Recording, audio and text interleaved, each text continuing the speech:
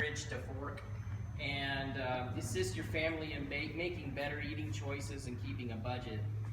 It's the complete mobile app for menu planning, recipe organization, and a grocery list. It's all with you wherever you may go. When creating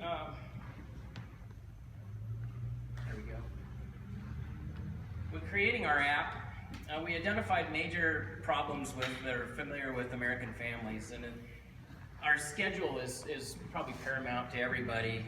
We're overworked, we spend less time with our families, and we lack the organization skills to really kind of think beyond modern day marketing. So the problem we want to enhance, it's not just that we're eating fast food, we're not cooking at home. It's just the matter of fact that we've lost how to eat. We're not decompressing, and we've lost the family nucleus. I mean, for instance, Thanksgiving is getting overshadowed every year by Black Friday. These are the kind of things that we wanted to attack on a day-to-day basis, not just Thanksgiving. Problem number two, dining and shopping for every meal is very expensive. Now, if you can picture this model, if she's shopping for one specific meal, I guarantee you, and I've been in this situation, the garbage disposal eats better than you do, because food spoils, and you just kind of wander around the kitchen wondering what it is to eat. Third problem is American families believe they're too busy to shop for and prepare their own meals. This gets back to the organization. Time, how can we better manage our time, our money, and our health? We've come up with coping strategies actually to kind of excuse ourselves from eating and cooking at home, but it's actually a great way to raise your kids and teaching them how to cook and how to manage projects and things like that. So it's a wonderful learning opportunity that we're missing as a society if we skip this process. So the solution we come up with is Kitchen Manager. Show us how a family can better utilize their time, manage their meal plans, increase their family health and enjoyability. A family that sticks together is typically healthier, happier in the long run. Now that's kind of why we put it together. I'm going to have Sarah talk to you about the frameworks and how we put it together. Okay, so these are the benefits of the Kitchen Manager. And so John spoke broadly about the problems, and I'm going to speak more specifically about how we solved these problems. So the first problem is our solution was to create a system to organize our meals. So we created our homepage, which has a calendar on it, and the idea that in the ideal Kitchen Manager world, we will have, families will sit down for 20 minutes a week and they'll plan out their meals so everybody gets an input on what they want to have during the week. So people are more excited about coming to dinner because they had an input, and it can kind of become like a special time for the family, a time for them to spend time together. So we, throughout our app, we used AngularJS, and this we added a directive for drag and drop, and this is our desktop view, so ideally the people can print it out and stick it on their fridge and see exactly what they're gonna eat. And the second problem we have is to be more health conscious. We have created with our app, you can add in the nutrition info. So we have two ways that you can add in dishes, and one of them is online. And with that, the nutrition info comes. But if you are trying to add like grandma's casserole, you can also add the nutrition info with that, and it just puts it in an easy place where everybody can see it, and you don't have any excuse not to know the sodium of any dish. And the third problem is we think Kitchen Manager solves, it saves you money. So you're not going to the grocery store every single day, which saves you money on gas, and buying in bulk is less expensive than buying not in bulk. Another feature we included was on our grocery list, we have inputs where you can add in the unit price and the units buying, and then it'll output the total cost. And you can add in your shopping budget. So for this example, we had, our budget was $50, and based on all the stuff we inputted in, we still have $7 left in our budget, so we went under budget. So that's kind of, we want it to be more of a, like guess, you can kind of estimate how much you're gonna spend and before you go to the store. And all the data is persistent. We use Firebase and Fire.js, Angular Fire, yeah, Angular Fire. So all the data is persistent, and with this we use Angular to make it look nice and pretty in Bootstrap. So Tim is going to give a quick live demo of the fun stuff.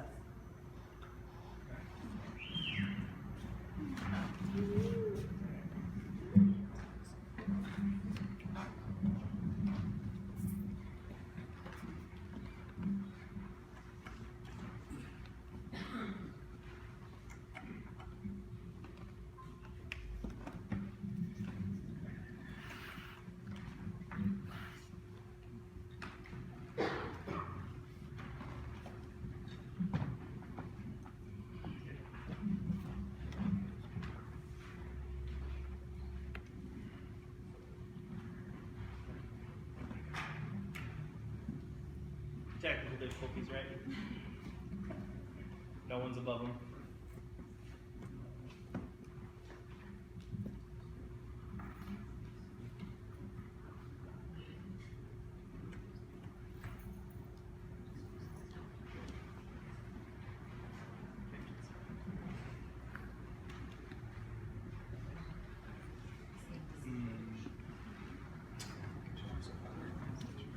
Yeah, maybe we'll just demo it at the station. Okay. All right. Yeah, so if anybody has any questions, come talk to us at our station with the live demo. I hate it when I get the hard parts. That's right. We tested this at one point in time. Yeah, all of these apps are going to be at workstations in the back, so you guys can kind of dive through them and talk to the groups about their apps. One thing that I just want to point out very specifically about this app is there are a lot of features, and it does a lot of things that from the demo you guys will learn more. But they've been working on this app for probably the last 6 weeks, and I'm sure at times it's been a complete and utter nightmare for them, and they're so ready to be done with Kitchen Manager. But on the opposite side of that is it's an app that they were very passionate about. It's an app that they all would use individually in their families, and you know, Sarah kind of talked about the technology underneath and how when you communicate to a database, you have that live feedback.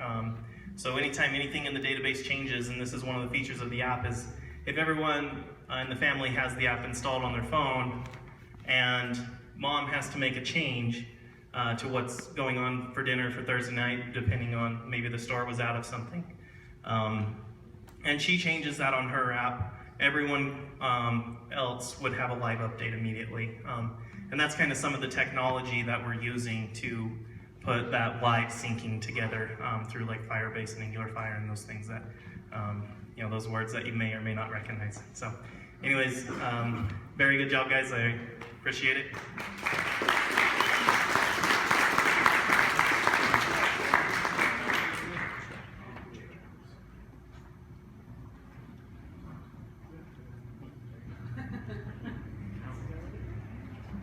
All right, at least we're here.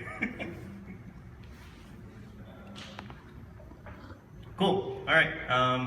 This next app is Cattle Tracker, and I will go ahead and let Jason introduce himself and kind of the needs here.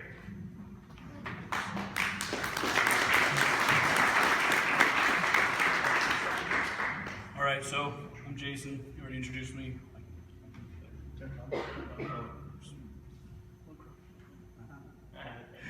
Bryce was my partner. He did not make it tonight, so I'll be presenting solo. The name of our app was Cattle Tracker. So the problem we identified was that a lot of dairy farmers and cattle farmers are keeping track of the animals in their herds as well as the insemination samples in their tanks that are on their farms on paper. Along with that, they're also having to have their spouses update those ledgers pretty frequently. We didn't think that was very cost or time effective, plus the inconvenience to the spouse having to always update those ledgers. You know, that's just a pain. Nobody wants to do that. So we wanted to solve that problem. Oh, I gotta get my note cards. The initial idea for this app came from my partner's friend who's a cattle rancher. He said there's not very many applications on the market that fill this need, and the options they do have are either pretty complicated and not user-friendly, or they're of poor quality and just they don't hold up to the standards that these dairymen are expecting. And so the mission was to create a simple app that would save farmers time and money, but we also wanted it to function flawlessly in the field, so with a minimal learning curve, because we need it to be simple, you know. The app itself is a digital database of their ledgers. It gives you access to the animals in the herd as well as your samples that you have on hand. But throughout the development, our priority number one was to keep it simple. Farmers have a lot of things going on. The last thing they need is a complicated app to bog them down. It's best just to keep it simple for them. Like I said earlier, our competition is minimal. The main competition that we have for this app is an app that focuses on the sales and distribution of samples, where we're more keeping track of what you've already got, so you don't have to lug around some ledger book. You've always got your phone with you. That was the goal, is to free up some extra stuff that you don't have to carry around anymore. The customer base that we have at the moment is cattle and dairy farmers. Eventually we'd like to branch out towards some other animals, possibly a potential veterinary use. And for the future of this app, some functionality we'd like to add is the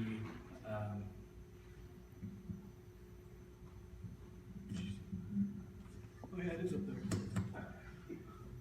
We want to have automatic deduction of used samples during artificial insemination, but we also want to expand into the tracking of an animal's immunization record. And then also we want to expand our animal and user base, like I said, possible veterinary use, just to expand even further. The software we used was JavaScript, AngularJS. We use that for its flexibility with filters, as well as you can do more with less code with Angular. And we also use JS data alongside our database for the ease of manipulation of the various layers of our database. So if you would like to see a demo, you can come track me down. All right, thanks a lot, Jason. I don't know why the projector's flickering a little bit. Maybe it's connection, but this next app is awesome. Christopher Kelly has pitched this app to even a local company here to help manage their software. And I don't see, there he is. All right, here he comes.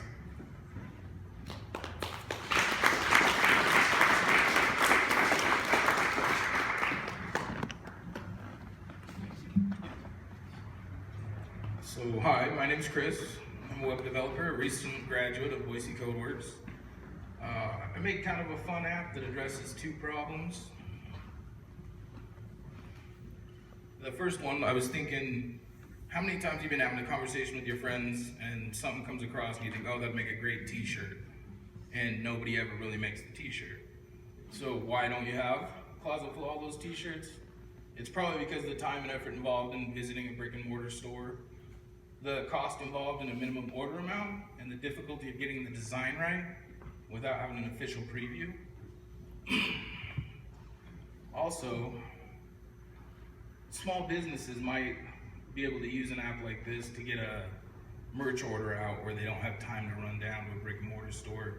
They could throw their logo on a shirt, print it out, have it shipped to them almost immediately. So if only there were a technology to save you the time and effort of going to a brick and mortar shop, save you the cost of a test run and a minimum order, and allow you total creative control of your designs. Enter my app, Twisted Threads. It puts you in charge of your own designs. Through this app, you can load the mobile app, upload your own designs, create t-shirts, make orders, or save them to your account. And they go to the main app, which is actually what the business uses to take the orders. Twisted Threads makes it easy to take your idea, create the design on your mobile, get a quick and easy checkout, and have sweet shirts. I built this app with mobile first design because mobile is king and it's only getting stronger every day.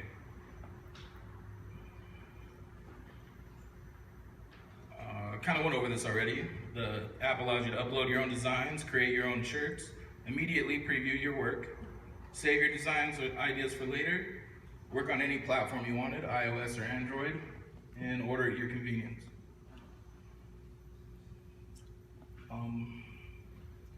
I built this application with HTML, CSS, JavaScript, AngularJS, Angular Fire, Firebase, and the Ionic framework. With Twisted Threads, you can now start designing your unique ideas before conversation's even over.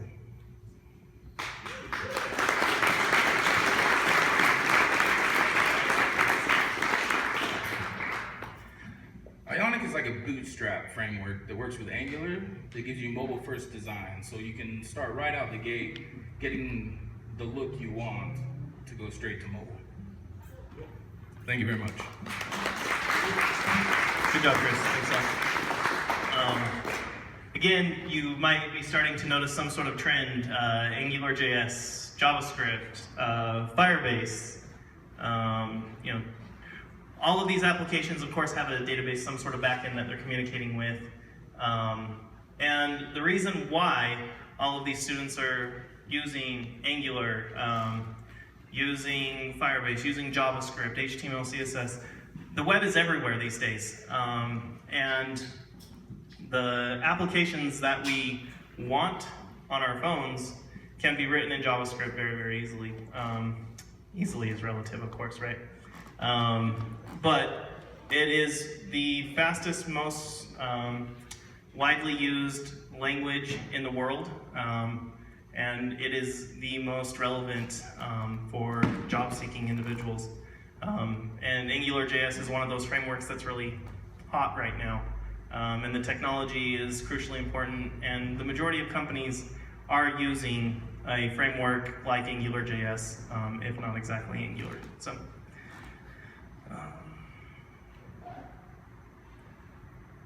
All right, here's a great app from one of our students and musicians from the course, and I will go ahead and let Bert and Rob introduce themselves.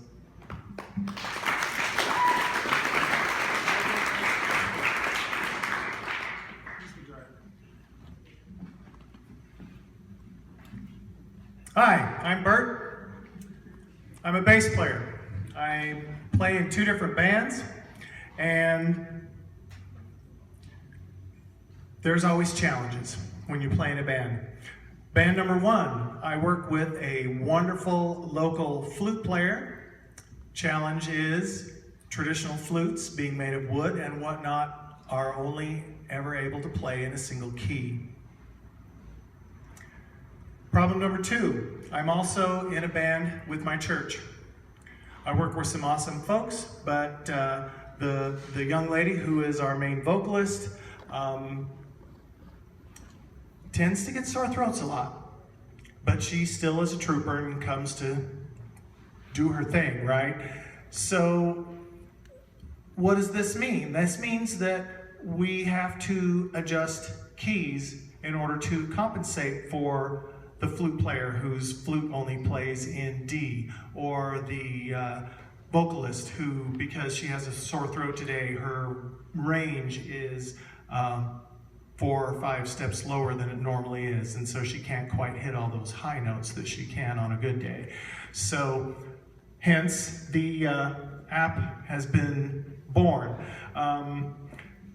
There's a lot of challenges that go with that, and one of the other big challenges that we ran into is over and above, oh, I forgot to grab my book. One of the other big challenges that we ran into was the fact that you end up with something that looks like this that you have to carry around with you all the time. This gets to be a bit of a drag, right? And yeah, we're musicians, not bodybuilders. That's a bit much. So anyway, hence I went to BoiseCodeWorks and I learned that there was a solution to this problem that was compact and easy to deal with. So let's go ahead. So with this app, the challenges were being able to adjust keys on the fly, being able to paste what we call a chord sheet directly into the application and have it sort through all these lines of text and figure out which ones are chord lines and which ones are lyric lines, and only change the chord lines when it comes to adjust the key. Final challenge was figuring out some way so that you can put that on your phone. We took care of that too, so we created individual repositories or folders where a person can save their information, and then anywhere that they have access to the web, they have access to their entire songbook. They can also share those songs with the public if they choose, but that way, no matter where they are, they've got access to all of their songs, so they don't have to carry these crazy things around with them. So I think you're up. And this is Rob.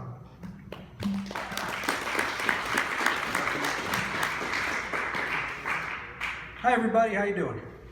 Good. Good. Well, we've basically defined the problem. We defined what we figured would be the solution and basically what the tool ought to look like to solve this problem. Bert? Okay, great. Everybody knows what an app is, right? You know, our phones are full of them.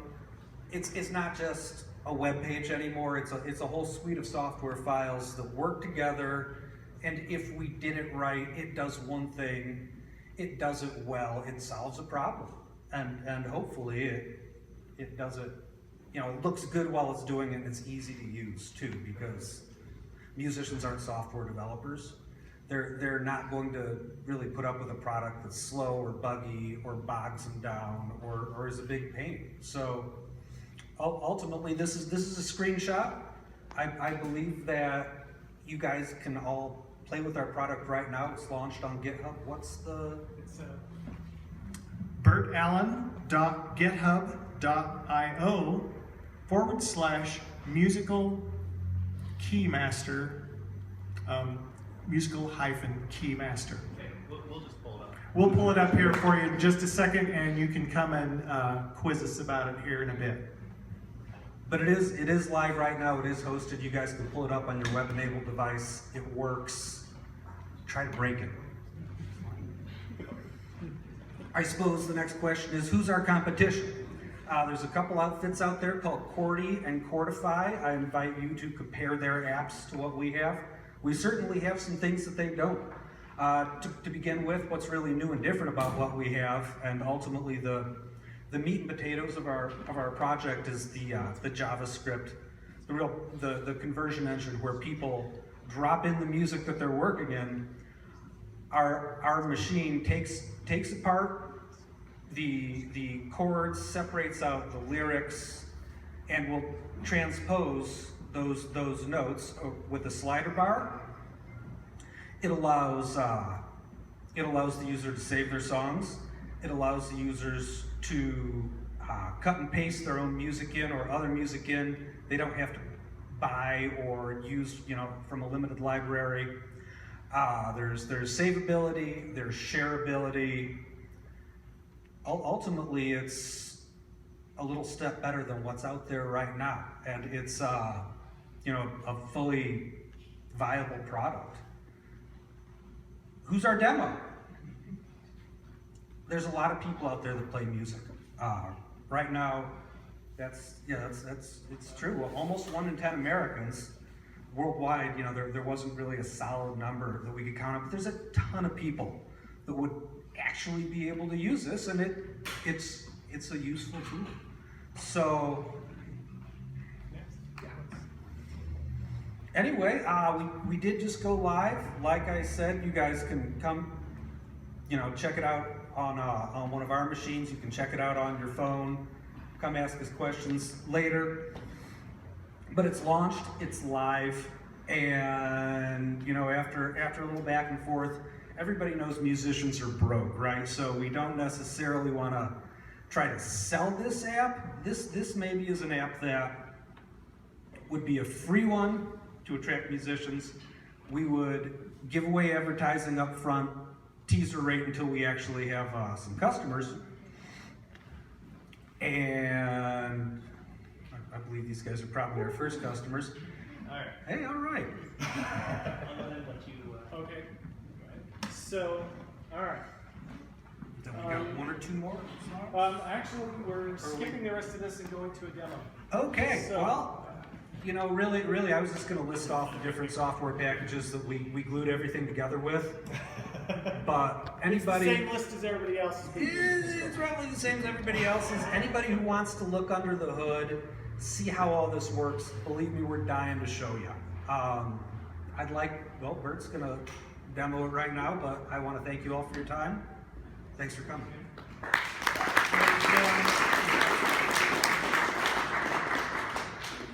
The splash page looks like this. We've You already saw this as a screenshot. The only reason we ask for an email and password is so that you can create your own music book. So if you have no interest in that, you can skip that piece and go straight to the good stuff. If for some reason you just have a few chord lines that you want to pop in to the application and get jiggy with here, we can, there we go. You could just type it straight in. Okay. The impressive demo. Okay, thanks. Okay, so, all right. We'll just go to the good stuff then. Okay, here's the main page. Fortunately, I've already got something that I put on my clipboard here. So you just click in and paste. You've got this entire crazy thing here all lined up for you. That is a song from my songbook for my church, for a song called Light of the World. Basically, so you've got your, obviously, this is what a standard chord sheet looks like. It's got lyrics, it's got the chords referred to, and that's kind of how they all more or less look. You go along just kind of like karaoke. You sing along, you change the key here, you sing along, you change to the next chord there. So the real magic is what happens when, like I said, today our singer is not feeling very good. Her voice is 4 frets lower than it normally is. Now, go ahead and point out the chord lines so they don't... Okay, the fun part is keep your eye on the chord lines when I hit the convert button. Boom. We've just converted the entire song 4 frets down. So the lyrics didn't change, everything else is exactly the same, but every chord reference is now 4 frets from where it was. There is also a line here down at the bottom. If for some reason you want to go back to the exact original key, you can just use that number to refer to, and reconvert it to go to that key. If for some reason you're like, oh, that wasn't quite far enough, we need to go another one down, we can do this process all over again. Boom. There you go.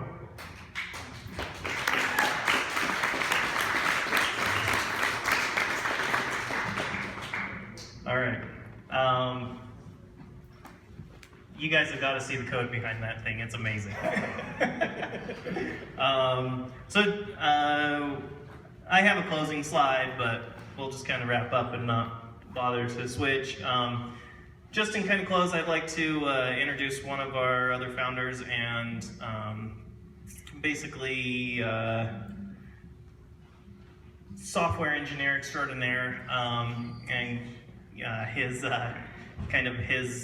his contributions to the school is our curriculum oversight, and that's Matt Overall.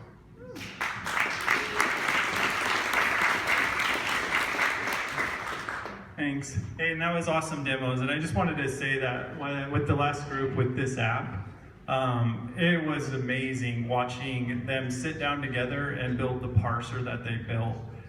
If you've done any sort of parsing or anything like that, JavaScript, for one, is not the best language to do it in, but what they did with the knowledge that they had is remarkable. And it just floored me that he was able to parse through all of these, pull out just the chords, ignore the lyrics, and make that conversion. And so I just wanted to hats off to Bert and his team for doing that.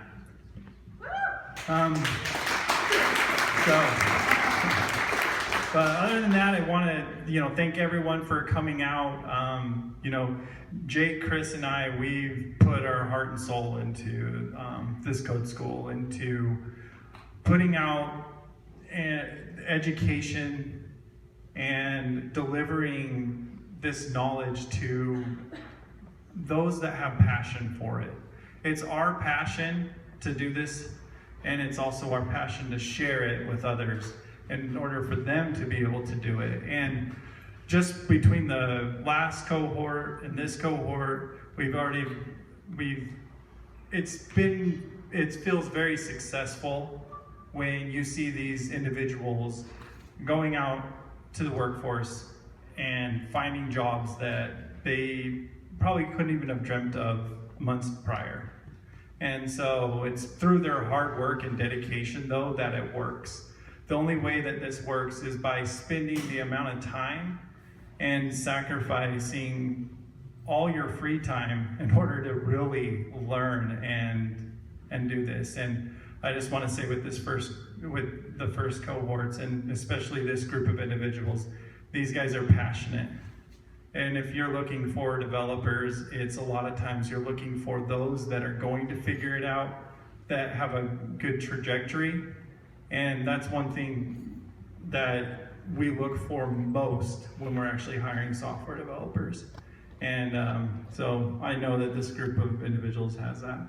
But what's going to happen now is they're going to be set up in the back. So if you saw an app up here, like, I really want to check that out, you want to look at the code, we didn't want to sit here and show you a bunch of code. They can do that. If you have any questions, let us know. And anything else? We've got some light refreshments over there, and we'll be around to answer questions. All right. Well, thank you for coming. Yeah, thanks, guys. Bye.